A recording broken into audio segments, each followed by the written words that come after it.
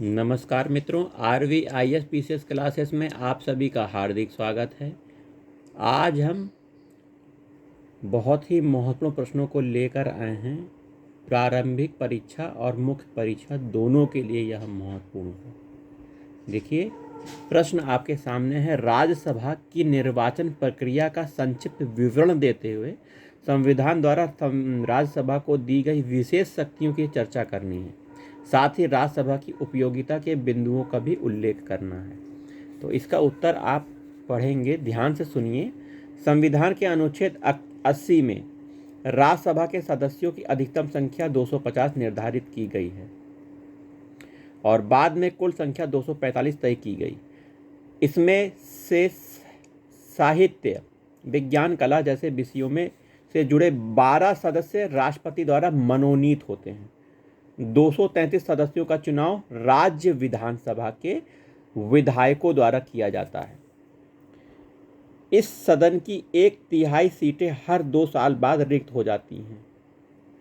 ठीक है, कितनी सीटें? 1/3 सीटें हर 2 साल के बाद रिक्त हो जाती है। निर्वाचन प्रक्रिया थोड़ा जान लीजिए राज्यसभा के बारे में। राज्यसभा के सदस्यों का अप्रत्यक्ष चुनाव होता है। इनका चुनाव एकल हस्तांतरणीय मतदान प्रणाली द्वारा किया जाता है, जिसका नतीजा आनुपातिक प्रतिनिधित्व के रूप में आता है। प्रत्येक राज्य की अलग किंतु स्थायी सीटें होती हैं।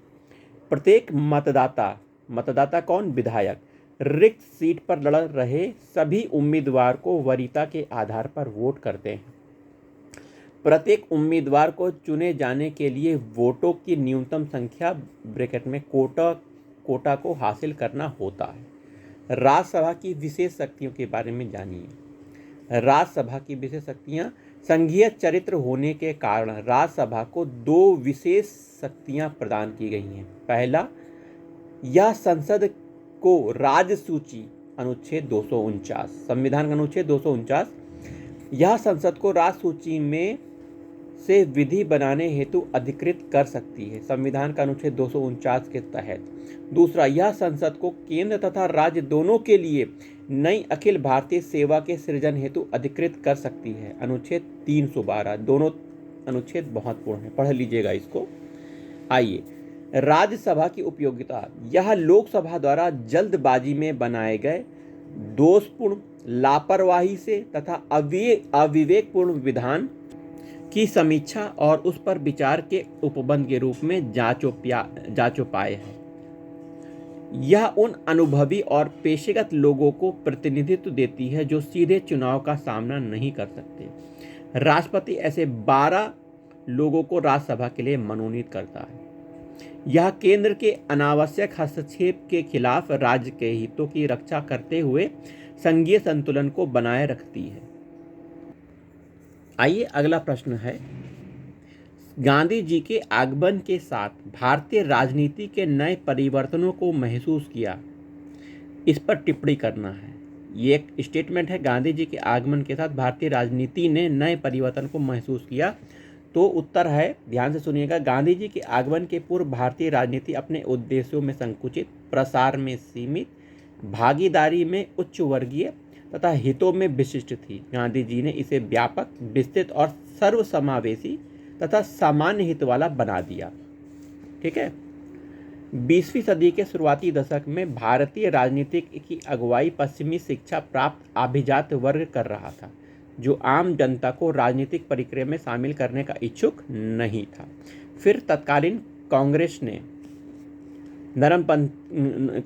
के नरमपंथी धड़े की मांग स्वतंत्रता न होकर स्थानीय स्वशासन मात्र थी।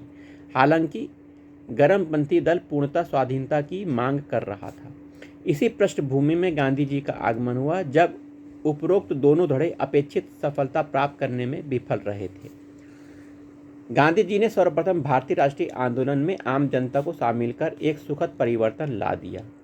रचनात्मक कार्यक्रम के माध्यम से महिला, छात्र, कृषक, शिल्पी इत्यादि नए वर्गों का भारतीय राजनीति में प्रवेश हुआ। आगे सुनिए।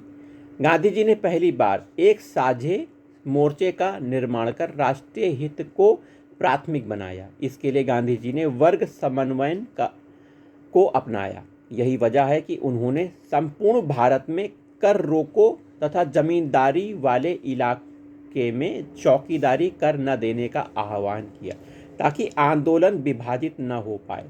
फिर असहयोग आंदोलन में खिलाफत के मुद्दे को शामिल करने के पीछे भी यही उद्देश्य था। गांधी जी का अहिंसा और सत्याग्रह का प्रयोग इस मामले में नया था कि इससे भारत और ब्रिटिश के बीच मनोवैज्ञानिक स्तर पर समानता स्थापित हो गई, अर्थात अहिंसा के सामने सुसज्जित ब्रिटिश सेना अप्रासंगिक हो गई। फिर गांधी जी ने पश्चिमी सभ्यता के विरुद्ध भारतीय सभ्यता की श्रेष्ठता की बात कर अंग्रेजों के शासन करने की आंतरिक वैधता को ही चुनौती दे दी। इसका परिणाम यह हुआ कि राष्ट्र पूर्ण स्वतंत्रता के लिए तैयार हो गया। वस्तुतः गांधी जी ने जिन नए तत्वों को भारतीय राजनीति में प्रवेश कराया वे आज भी दिशा निर्देशक के रूप में व्याप्त